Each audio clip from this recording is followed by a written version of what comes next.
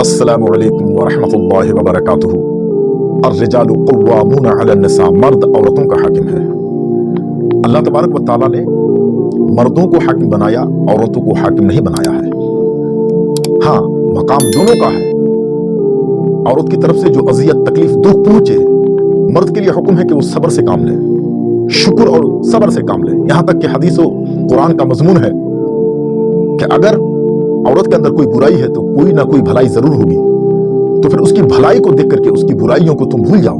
ہو سکتا ہے کہ ایک بات کی وجہ سے تم ناپسند کرتے ہو، مگر ایک بات اس کے اندر جو بھلی ہے اسی میں تمہاری اس برائی سے زیادہ نفع بخش ہے اور زیادہ بھلائی ہے، لہذا تم اس کی ان بری عادتوں اور بری باتوں کو بھلا کر اس کی اس اچھی بات کو لے لو اور اس کے ساتھ سیٹلمنٹ ہو جاؤ، زندگی اچھی طرح سے گزارنے کی کوشش کرو۔ قرآن اور حدیث کا ہی مضمون ہے۔ لیکن سامعین ناظرین، علل اطلاق مردوں کو ہی حاکم بنایا گیا ہے، کیونکہ مرد کے اندر قوت تحمل زیادہ ہوتی ہے، برداشت کرنے کی طاقت زیادہ ہوتی ہے، دور اندیشیاں زیادہ ہوتی ہیں، صحیح اور غلط کے درمیان امتیاز کی صلاحیت وافر مقدار میں ہوتی ہے، اور مردوں کے اندر یہ قوت اللہ تبارک و تعالیٰ بخوبی عطا فرماتا ہے کہ کب کیا کرنا ہے، پریوار کو کیسے چلانا ہے، گھر کیسے مینٹینس کرنا ہے، باہر انکم کیسے کرنا ہے، اور پھر پریوار کے خلاف جو ہوائیں بد پیدا ہونے والی ہے اس کا سامنا کیسے کرنا ہے۔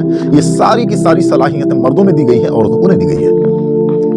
ہم عورتوں کو بھی عقل نہیں کر رہے ہیں، بہت ساری وہ عورتیں ہیں کہ بہت سارے مردوں کے مقابلے میں دانا اور ہوشیار ہوتی ہیں، مگر رب تبارک و تعالیٰ نے جو ایک نیچر رکھا ہے، ایک فطرت رکھی ہے مردوں کے اندر، وہ عورتوں میں نہیں، اور جو بات عورتوں میں ہے وہ مردوں میں نہیں۔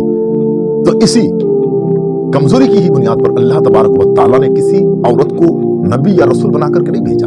عورتیں امامت نہیں کر سکتی، عورتیں حاکم نہیں بن سکتی، عورتوں کو یہ حق نہیں دیا گیا ہے کہ وہ عید اور جمعہ قائم کریں یا اس کا حکم کریں، کیونکہ مردوں کو حاکم بنایا گیا ہے۔ لہذا دونوں کو چاہیے کہ ہر کوئی ایک دوسرے کا رسپیکٹ کرے۔